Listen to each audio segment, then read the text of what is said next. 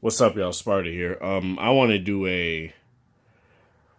I guess, review of the LG G7 after a few days. Now, I've had this phone since Monday, so I guess it's been about like 5 days or such, or something like that.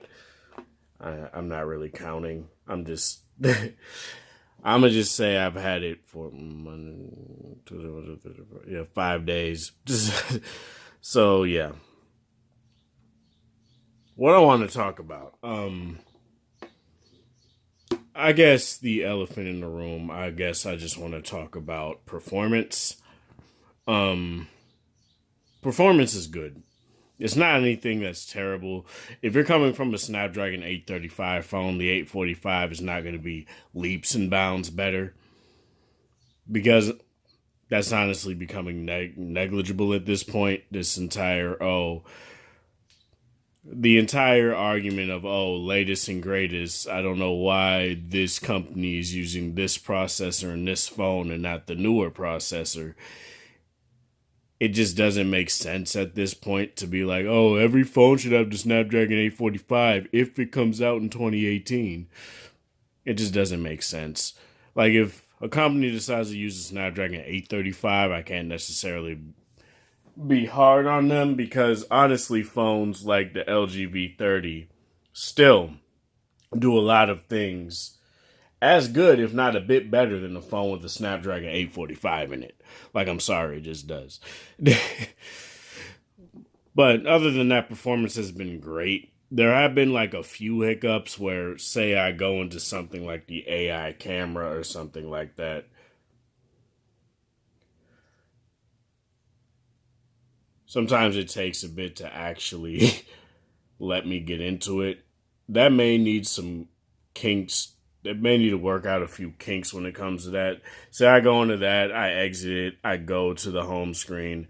It'll sometimes retrace apps, but the BBM widget is not necessarily a good thing to go off of because that retraces constantly on every phone that I've put it on.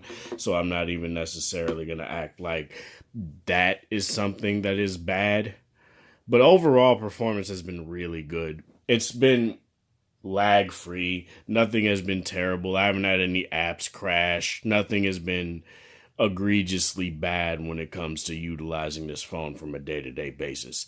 But I guess one thing I will talk about is battery life, since I have more of a better way to gauge how battery life has been. As you guys may know if you've watched my channel before or if you frequent my channel, my battery life usage goes strictly off of Bluetooth streaming over a consecutive amount of hours.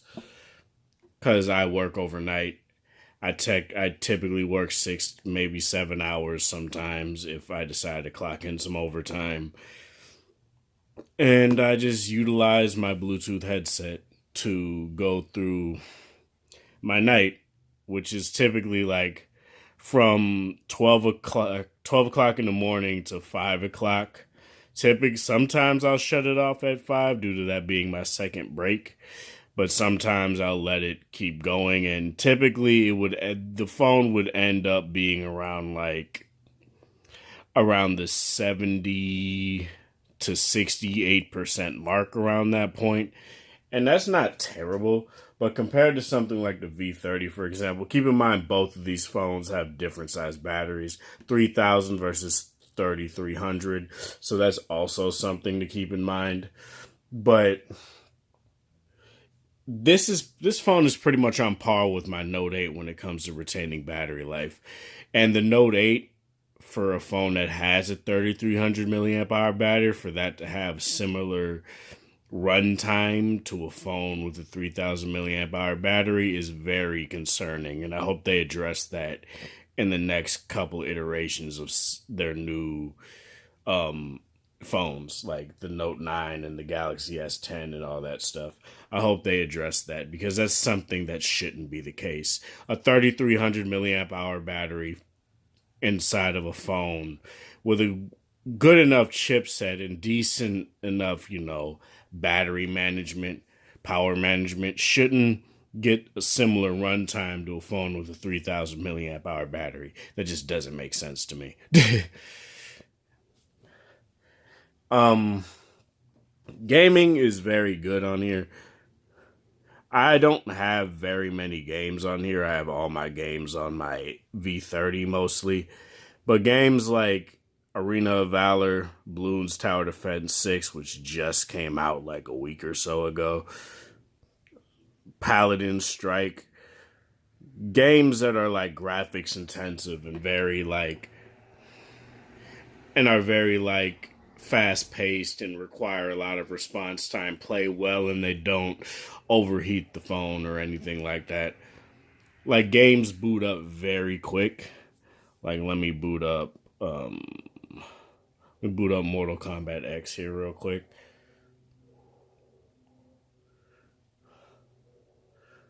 Of course, that's to download something because it just updated. But look, okay, that was the first. NetherRealm is very terrible at optimizing games, so keep that in mind. But I'll turn this down. But I'll just get into like a mini match here real quick and show you guys what I mean. I forget to have that.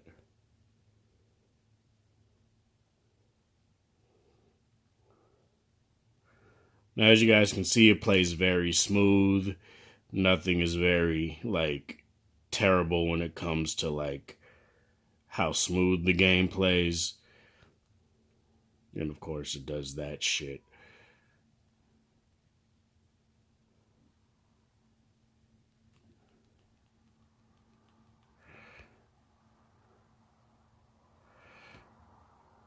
It is going to take forever, fuck it.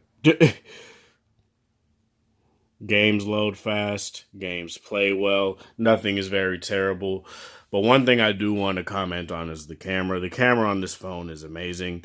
A lot of reviewers have just been saying, oh, look, it's not as good as the Samsung Galaxy S9 because the photos aren't oversaturated.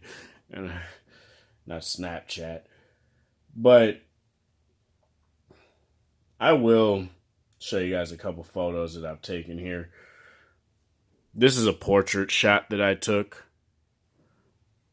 And let me turn that down. As you guys can probably see a bit, there is a little bit of fringing right there, but it's not terrible. Everything else looks very good. The background is blurred out very nice, and it doesn't look like anything on the subject is terribly out of focus or anything like that. Now, a lot of these photos I took with AI cam on. This was taken with AI cam, same with this. But one thing I do want to show you guys is look at the flower detail on that. A lot of people says that when it takes photos of like white subjects, it looks like it's taking pictures of snow. And I don't necessarily see that right here. There's a fair amount of detail there. It's not anything too super terrible. But this is a photo I really do like a lot because it shows a fair amount of detail while having a good amount of background blur. And that has a lot to do with the f1.6 aperture that's on the lens itself. And that's just something that's very nice and something I like a lot. I guess another thing I can talk about very briefly is audio. Audio on this phone is very good. Like, it has no stereo speakers, but the boombox speaker is like a very good consolation prize until they decide to put another like speaker into, you know, the receiver. Which I'm pretty sure they will do because it's a no-brainer at this point. Why not have dual stereo speakers and your boombox speaker and just blow everything else out of the water? That would just be something that would be very sick. Oh yeah, corded audio. There's really nothing I could really say without having to go deep into it. Like, corded audio when it comes to using headphones and stuff is nothing short of amazing. That's something LG has been doing for the past, like, gotta say, like, every V series phone and select G series phones, depending on the market. Now it's everywhere. With the G7, no matter where you get the G7, you'll get a hi-fi quad DAC. You'll get DTSX, 3D surround sound audio. You'll get all of that no matter where you get the phone. So that's something that is very nice and something that I do really appreciate LG keeping in mind when people criticize what they do when it comes to stagnating their products across stagnating features across products in different markets with it being the same fucking phone. I'm glad they don't do that anymore, but that's just one thing I do wish they did was put headphones in the box. Now, this isn't the V series where the audio is, I guess, the thing that they accentuate the most, but it does have a hi-fi quad DAC. So they should at least put like decent headphones in the box. I'm not talking about like B&O headphones or anything like that, or Sennheiser headphones, which I would like a lot, but it's just something that I wish they'd even put like, they make audio equipment. I don't know why they don't like just make their own headphones and earphones and just put them in the box. They can do that and it'll probably be great or good at the very least.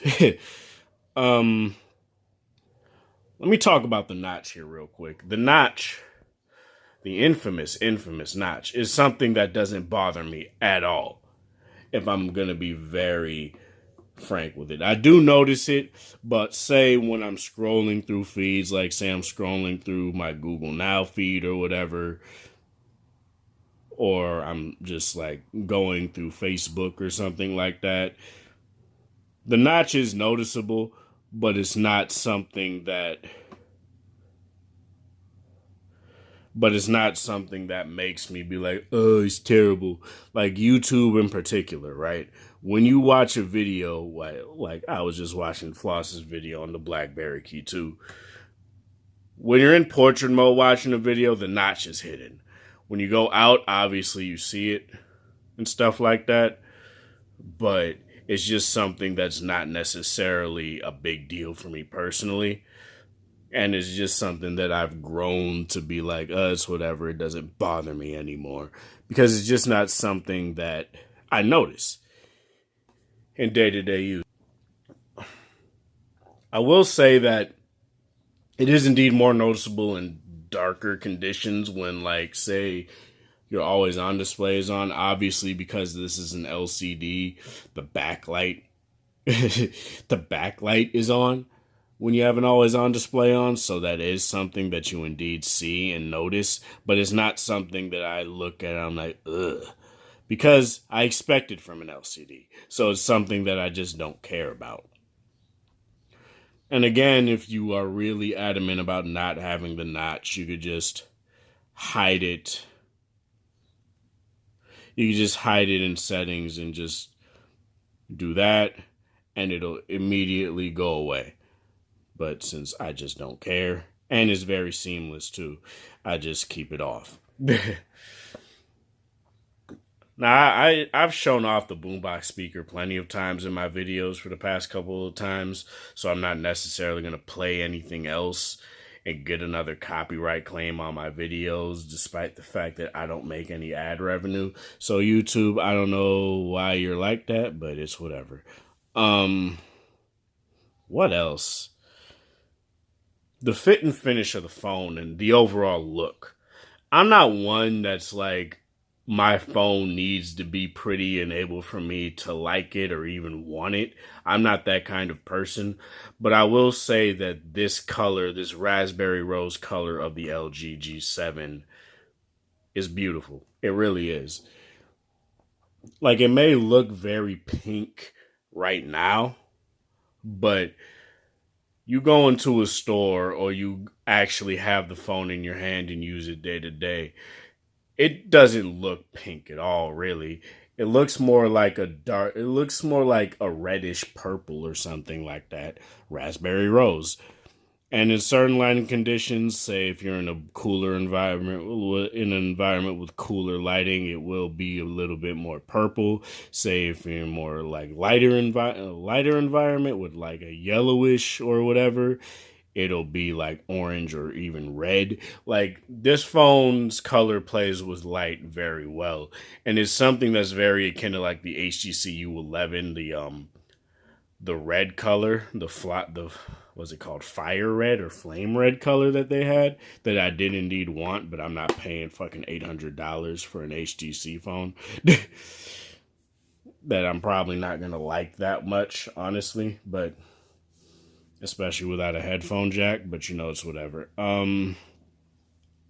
Yeah, the Google Assistant button as well. Another thing I will say, I do wish this was reprogrammable to do whatever you want, but you can't. You obviously can't do that. You press it, it brings up Google Assistant, and you can press and hold it, and it'll just bring up voice search. It's just something that's very nice, and it's something that's very convenient. I don't really care that it's there, to be honest. I honestly forget that it's there.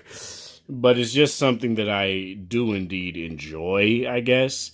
Like, say if I need something to be done on the fly, I'd be like, wake me up at 8:30. It does it right away. And it's just something that's very nice and very convenient. Whereas Bixby takes like quite a bit of time to even like do what I needed to do, because it'll go into the alarm app, set it up. It's like, or the clock app, set it up, and then it'll give me experience points and all this extra shit that isn't really needed when it comes to an assistant. But other than that, I mean, Quick Charge 3.0 is on this phone, so if you really need to top up very fast, as Flossie Carter says, this is a shit shower and shave phone. So if you need to put it on the charger or whatever, you can definitely do that for like, 20, 30, 40 minutes. If you just need to do something real quick and charge your phone and top it up, you can definitely do that. Compared to like something like the Note 8, which adaptive fast charging is still Quick Charge 2.0, which I don't understand. I do wish it did have Quick Charge 4 so I can get that, but the only phone that really supports that is the Razer phone. But I also would only really want that with phones with big ass batteries anyway, so I guess it's whatever. Um, Other than that, that's it though. Let me know what you guys think of this. Are you guys getting this phone? Do you have this phone already? Are you anticipating this? What do you like? What do you dislike about it? Again, this isn't my full review. This is just a impressions video after a few days. I will do my typical coverage, a deeper dive into audio, a deeper dive into gaming and stuff like that, show multiple games off. But this is Sparta. Thank you guys for watching. Thanks for the support. Hope you guys have a wonderful Friday or whatever time or day it is in your area. Have a good one. If you like this video, like it. Dislike it, you know what to do. Dislike. Share with people that are interested in this video. If you're new to the channel, hit the subscribe button and the notification bell if you want to know whenever I upload a new video. Again, have a good one.